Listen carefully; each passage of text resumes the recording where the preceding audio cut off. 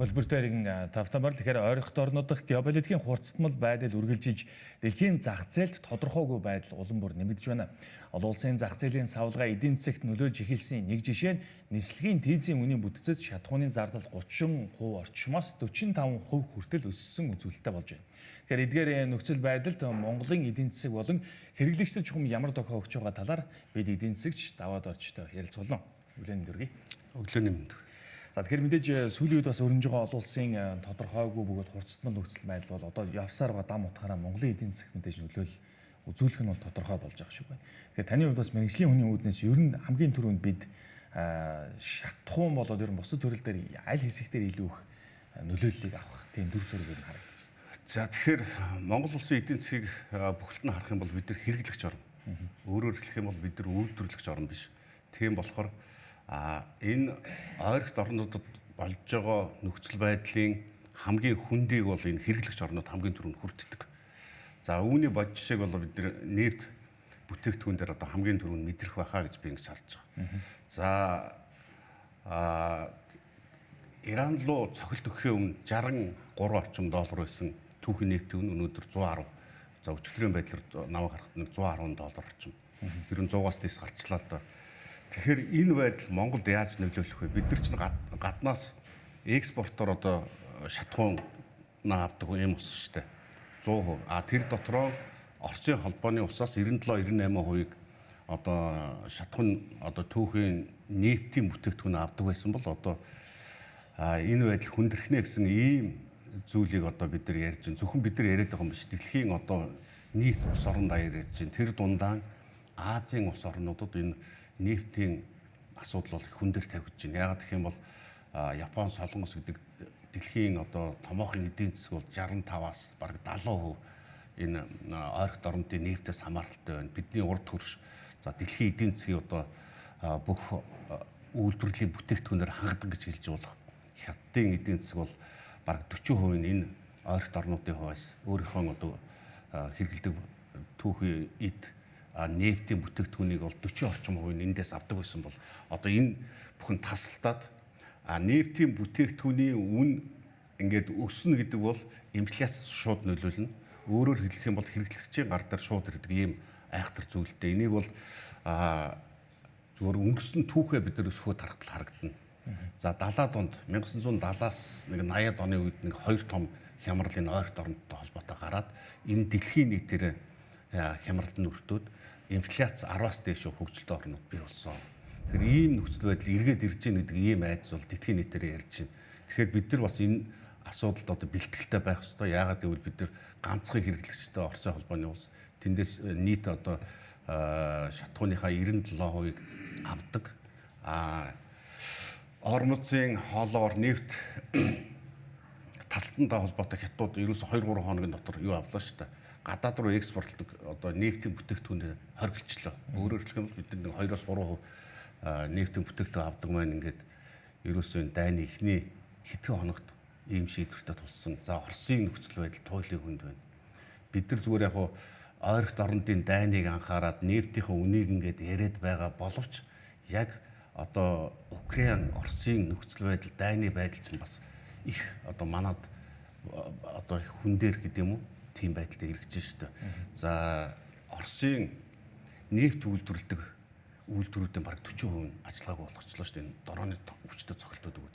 Өөрөөр хэлэх юм бол Оросын холбооны улсад нефтийн өөрийнх нь бүтээгдэхүүний асуудал хүнд байгаа учраас 4 сарын 1-ээс одоо за Монголыг оруулаагүй байлаа л дэлхийн улс орнуудад гарах экспортоос хангалах, хориглох ийм шийдвэрүүд энэ хоёр улс чинь гараад байна шүү дээ. Тэгэхээр бид нар энэ дээр зүгээр одоо юу гэдгийг Орос ах маань найдвартай нефтээр ханганаа бид нар үнийг өсөхгүй гэдэг байдлаар хандж хизээч болохгүй. Яагаад гэх юм бол Орос өөрөө одоо хүнд байдал байна гэсэн үг. Тэгээд нөгөө талаас нь ингээд харах юм бол бид нар ийм тогтвортой байдлын гэрээ хийсэн гэдэг юмыг манай эдийн засгчид яриад байгаа юм. Энэ хугацаанд дуусч байгаа 3 жилээ. Тэртээ тэргүй Сингапурын зах зээл дээр нефтийн ханш ямар байна энэтэй уялдаж бид нар шатхуунаа зардаг. Өөрөөр хэлэх юм бол одоо бидний хаалгыг бол цогч ийн алийг зохиод эхэлсэн. Одоо хөдөө орон нутагт бол шатхууны үнэ бол өссөн ийм мэдээлүүд хэрж штэ 4,000 төгрөгөөс дээш гарцсан байж штэ. Энэ юунууд чинь бүтээгдэхүүн нефтийн бүтээгдэхүүнүүд чинь гэсэн ийм зүйлүүдийг нь сурвалжлагч нар их асууж байна. Өөрөөр хэлбэл алийг хизээ одоо энэ ойролт орнуудын хүндрэлтэй асуудал манай эдийн засгт ороод иржээ гэж хүлээн зөвшөөрөх ёстой. Тийм болохоор бид нар нэлээд одоо яаралтай арга хэмжээнүүдийг авахгүй бол иймэрхүү одоо юу гэдэг нь дотоодынхон улс төрөддөө дийлдэгдээд ингэж байх юм бол энэ улс орн энэ ард түмний амьдрал хүндрэх нэ гэдгийг одоо би яг сүүлийн нэг сар ярьж байгаа. Тэгэхээр бас яг үүсэж байгаа нөхцөл байдалтай холбоотойгоор таны хувьд бас экспертүүднээс харахад тэгвэл одоо шинэхэн бас засгийн газар бүрдээд удаагүй байгаа шүү дээ. Тэгэхээр ер нь одоо засгийн газрын хувьд нэг яаралтай тэргүүний ялжид авч хэрэгжүүлэх шаардлагатай 3 арга хэмжээг бол таны хувьд яг экспертүүднээс юу гэж зөвлөхөөр. За манайхан бол мэдээж одоо ингээд түүхийн нефтийн үн өссөнтэй холбоотой шатхууны үн өсөх учраас онцгой албан дотор тэглэх асуудлыг одоо яригдж байгаа, тэглэж байгаа. За энэ бол маш зөв. Яагаад гэх юм бол түүхийд шатхууны үн тогтвортой байснаар инфляцийн одоо хүчтэй төрөлт биднэрт дээр ирэхгүй учраас энэ дээр одоо манай энэ засгийн газар анхаарч байгаа нь зөв. За хоёрдугаар саяын шинээр байгуулагдсан засгийн газрын шадар сайд Намтай хоёрын нэг ярилцлагыг би саяхан харсан өчигдөр байв. Казахстанаас одоо нефтийг оруулж ирэх асуудлыг бид нар судалж байгаа гэдэг. Энэ бол бас зөв байхгүй. Энэ засгийн газар маш хурдтай ажиллах хэрэгтэй. Зөвхөн нэг одоо үйлдвэрлэгчээс хараат байна гэдэг бол өөрөө одоо хамгийн том эрсдэл гэж үздэг. Орсын маань Орос улс маань мэдээж бидэрт байх юм бол өгжил таарна, боломжийн хэмжээнд үйлдвэрлэл өгжил таарна. Гэхдээ өөрийнх нь нөхцөл байдлыг бид нар бас хараад тодорхой хэмжээний юм арга хэмжээнүүд авах нь зөв. За тэгэхээр одоо Казахстанаас нефтийн үн судалж байгаа юм байна. Юуны урд хөрш маань угаасаа хоригдсон учраас өөр ямар арга зам байх вэ? Бид нар чинь нэг 5 сая баррел нефтийн бүтээгдэхүүнээ түүхийгээр нь гаргадаг. Энийхээ одоо хувь хэмжээнд таарсан одоо нефтийн бүтээгдэхүүн авах ийм боломжуудыг юу вэ? Энэ засгийн одоо хийх ийм 2-3 ажлуудыг би бол эхлээд харж байна. За дээр нь одоо бид нар зөвхөн нефт тойрч яриад байх асуудал биш юм байна. Энэ чинь нефтээс тусдаа хид том асуудал үүсчихэд байна шүү дээ. Энийг одоо хэвлэл мэдээл болоод манай экспертүүд ер нь баг ярихгүй байгаа. Тухайлх юм бол 70-аад оны тэр миний түрүүнд дурддаг нефтийн хямралын үеэр юу болсон гэхээр дэлхийн нийтээрээ нэг одоо хэсэг бүлэг одоо ийм улсуудаас нефтийн хамааралтай байх аюултай байна гэдэг. Нефтийн томоохон стратегийн одоо нөөцүүдтэй боллоо шүү дээ. Бүхэл 6 сар одоо хаанаас нефт авахгүйгээр ингээд хангаж чадах Америкийн нэгдсэн улс, за энэ Япон, Хятад гэдэг энэ хүчтэй орнууд чинь. За тэгтэл одоо өнөөдөр юу харагдаж байна гэхээр хүүе энэ нефтээс гадна за бид нар стратегийн нөөцөө тодорхой хэмжээнд гаргаад тодорхой хэмжээнд инфляцийг бариад тодорхой хэмжээнд үнийн хөрөгдлийг асуудлыг шийдсэн байсан чинь энэ араб улсын яасан мундаг улсууд эдгээр чинь одоо дэлхийн бордооны 50% нийлүүлдэг. Одоо бордооны нийлүүл тасраал эхлэх юм бол энэ одоо дэлхийн нийтээр өсөлтөнд нэрвэгдэх ийм асуудал гараад ирж байна.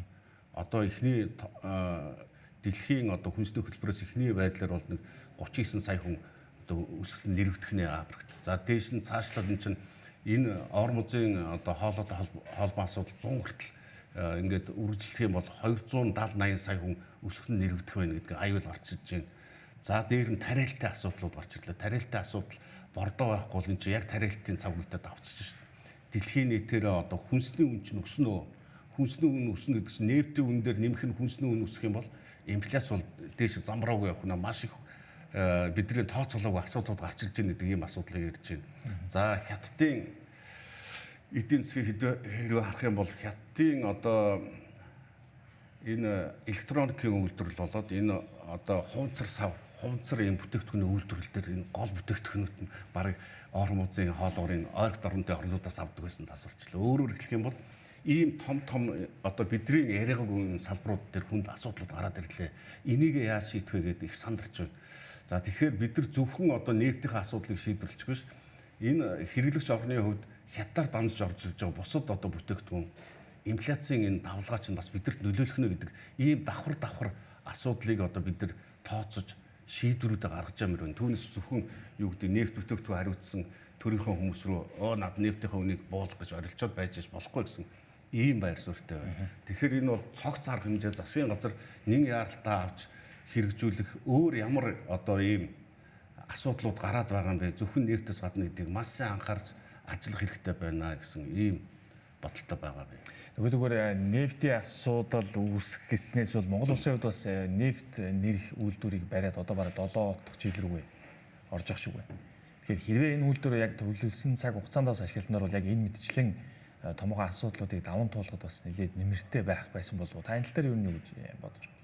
Би их харамсаж явдаг. Энэ 2015 онд энтхийн ерөнхий сайд Моди Монгол улсад айлчлахдаа 1 тэрбум долларын асуудлыг шийдвэрлсэн. Өөрөө энтхтэй очиод нэлээд их хүнд байдалд орсон. Бид нар одоо ард түмэн өсгөлэн хүнд байж та нар очиж тэр баялагтаа орон Монголд тэрбум доллар зээлээд яах ингээд айгүй жагсаал айхтар юм болж байлаа шүү дээ. Бид нар 2015 оноос одоо 11 дахь жилийнхэн нүүр үзэж байна. Яасаа хариуцлагагүй байна бид нар. Яагаад одоо энэ за яг дундуур нь ковидын асуудал гараад нэг 2-3 жил хойшлох асуудал гарсан. Нэг нөгөө хэлэхэд бидний ийм удаан, бидний ийм тооцоо судалгаагүй байдал бол эргээд хүндрэл нь яг одоо ард түмэн дээр ирдэг. Тухайлх юм бол энэ чинь 5 жилийн миний бодож байгаа 5 жилийн хүүгүү зээл байсан. Одоо бид нар хүүгийн алийг хизээ төлж байгаа энэ тэрбум доллар. 1 тэрбум биш одоо 2 тэрбум доллар гараа явчлаа. Өөрөөр хэлэх юм бол бид нар тухайн үед тооцоолсон тооцоо судалгаагаа нэг яаралтай хортой хийсэн бол 1 тэрбум 1.5 тэрбум нэмээд өсрөөд юм уу? Энэ одоо үйлдвэрийн ашиглалтанд оруулсан байсан бол бид нар өнөөдөр ингээд бас айгаад зовлон яриад суухааргүй байсан. Тэгэхээр яг энэ дээд бодлогын төвшөнд бид нар маш их ойрго байгаа нь энэ ганцхан жишээ шүү дээ. Олон жишээ ярих юм бол энэ маш олон жишээ дурдж болно. Энэ гол шалтгаан нь улс төрийн хүсэл зориг байна уу эсвэл өөр шалтгаан байна уу? Энэ бол яг манай төр хариуцлагагүй болсон гэж би харж байгаа. Ямар ч хариуцлага байхгүй. Хэрвээ хариуцлага төр нь хариуцлагатай улс оронд иймэрхүү том бүтээн байгуулалт ийм одоо улс оронд хэрэгтэй бүтээн байгуулалтыг хэд хэдэн жилийн дараалан хойшлуулад үн өртөхийн энэ чинь хугацаа хойшлно гэдэг чинь үн өртөг нэмэгдэхийн л одоо нэг одоо юу штэ хэмжүүр штэ. Тэгэхээр ийм төрийн хариуцлага үнэхээр байхгүй байна.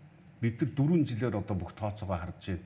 Яаж улс төрийн хүчин энэ засаг төрд гарах вэ гэдгээ бодож байгаа болохоос биш. Яаж ялах вэ гэж бодож байгаа болохоос биш.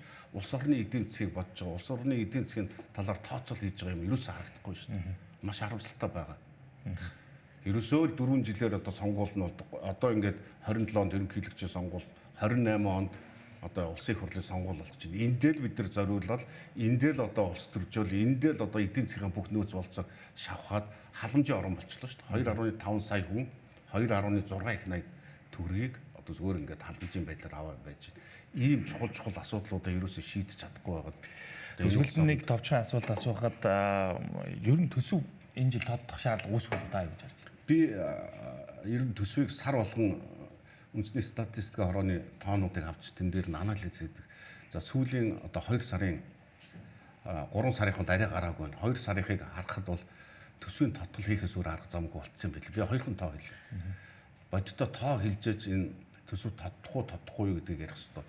За татврын орлого оны эхний 2 сарын байдлаар нэг 4 их найд орчин байна. Гэтэл 24 онд 5.2 их найд. Өөрөөр хэлэх юм бол 1.2 их найдын илүү одоо татврын орлого олж ирсэн энэ манай эдийн засаг чинь одоо 1.2 их найдаар тасарсан байна шүү дээ. Өөрөөр хэлэх юм бол мөнгө бол татвараар бүрддэг. Дийлэх одоо тэр төсвийн чинь 80-90% татвараар бүрдэж шүү дээ. Энэ чинь ингээд зогссон байна шүү дээ. Гэдэг бол айгүй том асуудал. Өөрөөр хэлэх юм бол өшөө нэг тоо хэлэх юм бол орлогын албан татвар гэж одоо энэ аж ахуй нэгж иргэдийн орлогын албан татвараас бүтсэн орлого маань өнгөрсөн жилийнхтэй харьцуулахад 100 тэрбум төгрөгөөр дутцсан. За 2024 оны 2 жилийн өмнөхтэй харьцуулахад 750 тэрбумаар дутцсан явж байна. Өөрөөр хэлэх юм бол аж ахуй нэгжүүд чинь зогссон байна, хаалгаа барьсан байна. Ард түмний чинь амьдрал орлохгүй болоод татврын орлого чинь 2 жилээс өмнөхөөс 750 тэрбумаар дутцсан байна. Бодлого чинь буруу явж байна. Харин эсвэргээрээ төсөв чинь 35 их найдын төсөв болоод данхаацсан. Миний яриад байгаа 24 оны төсөв бол 30 хүрэхгүй 27 их найдын төсөв шүү дээ. Тэгэхээр энэ хитгэн дүнг харах юм бол төсвийн тотлыг яаралтай хийе. Энэ зах замбраагүй зардлуудаараа хурдхан шиг одоо бүсээ чангалахгүй бол энэ том ангал одоо бидний өмнө ирсэн биш үү. Энэ гадаад олон улсын нөхцөл байдал хүндрээд байна. Дотоодоо бид нар юу харж байгаа юм? Дотоодоо 26 оноос эхлээд аюу толгойн одоо нэг 34% оногдох зээлээ төлөөд эхлэх гэж байна. Бид нар 2 тэрбум долларын одоо зээлийг төлнө. Дээр нь 700 сая долларын одоо хүүгийн зардал, өөрөөр хэлэх юм бол 2.7 тэрбум долларыг бид нар өнөөдөр төлөх гэж байна. Энэ нөхцөл байдал 3 жил дараалаад үргэлжлэх гэж байна. 2 тэрбум доллар. Юу харж сууж ийн энэ ард түмэн. Ард түмний чинь амьдрал хүнд байна. Одоо зах дээр мах чинь 30 мянга гараа авчлаа. Гой сайхан юм ярих шаардлага байхгүй. Нөхцөл байдлаа хурдан одоо анзаараад энэ одоо ажлынхаа үнэлүү орж ажилламаар байна шүү дээ. Гэсэн л ийм л зүйлийг хэлж байна. За ярилцсан байлаа тань. За баярлалаа. Хөтөлбөр хэсэг хугацааны дараа үргэлжлэн та бүхэнд хүрэх болно.